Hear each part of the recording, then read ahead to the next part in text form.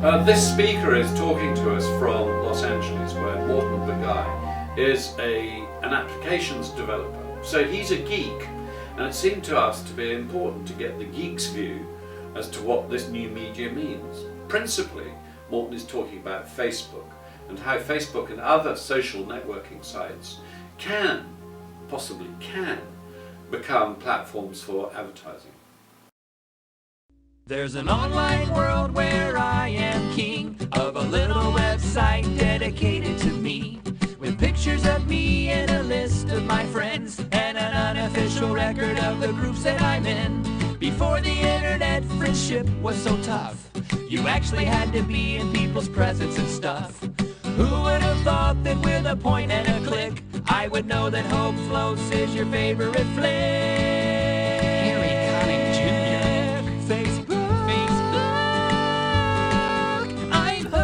So let's talk a little bit more about why Facebook is such a great permission marketing tool. Well, basically, it has to do with the fact that sort of the marketing or advertising aspect of it becomes invisible. I think that Coca-Cola is actually doing this currently for some new flavor of Sprite that they're launching. They made an application, I think it's called Sip a Sprite.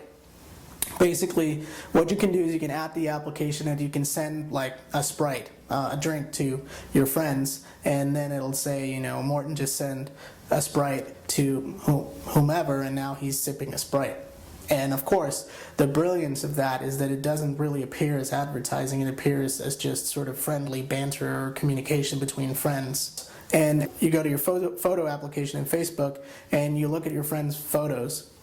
And when you go to the detail view of a photo and view it in full resolution, you can see from the photo metadata that that particular picture has been taken using a Sony CyberShot camera. That's very subtle. There's no real notion of advertising there. It's just information that may or may not be useful to you. The interesting thing about all this is that it's happening right now. More specifically through something called Facebook Beacon, which was launched recently. Facebook Beacon is a way for external sites to sign up with Facebook and become affiliates. And what that means is that when you're logged into Facebook and you go to another site and you do something, that external site can send information about what you were doing there back to Facebook and make it appear in your feed. So if I went to Overstock.com and bought a computer, once I finalize that purchase, Overstock.com is going to pop up a little message that says, hey, I'm going to send to your Facebook profile an item that says you just bought this. So the key thing about Facebook Beacon is that everything happens through the feed. And a lot of people think that this is how Facebook is going to be making money in the future. Okay, so let's talk about problems that Facebook is facing or might be facing in the future. Well, first of all, I think we can talk about Beacon. A lot of people are angry because when Beacon was launched, originally it was launched as an opt-out system, and that upset a lot of people because the way that it's implemented is pretty discreet and it happens pretty fast, and if you don't know what you're doing, you might not get the chance to actually opt out. Specific examples of things that happen through Facebook Beacon that weren't supposed to happen, like let's say that I was buying Christmas presents for my family and those purchases appeared in my Facebook feed and thereby ruined Christmas. So I think what's happening is basically that people are uneasy because it's very explicit to them now that they're going to have to change their behavior on the internet. December 6, 2007, from New York. Hi, I'm Shelley Palmer. First up, Facebook's Mark Zuckerberg publicly apologized for a lot of mistakes surrounding Beacon, admitting the company did a bad job with its release. Most importantly, he announced that users would now be able to completely opt out of Beacon. Yeah. It's probably true that systems like Beacon are going to be the norm for internet advertising in the future.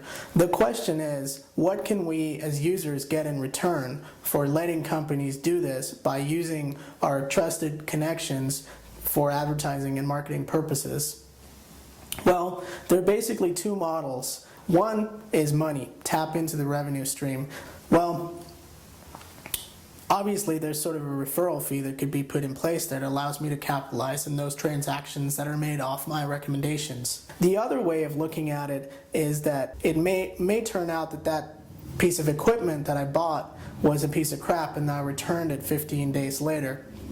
Well, Beacon, the system, becomes more palatable to me as a user if I can actually add that information to the item in my feed.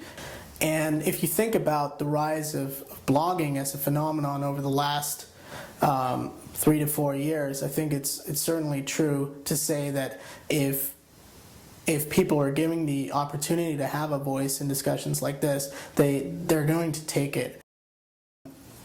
If we look back a couple of years and look at the Friendster to MySpace transition, I think one of the lessons there is how fast it happened. Friendster was absolutely dominant in the social networking space, and within a couple of months, basically all of its activity and almost all of its user base has migrated to MySpace.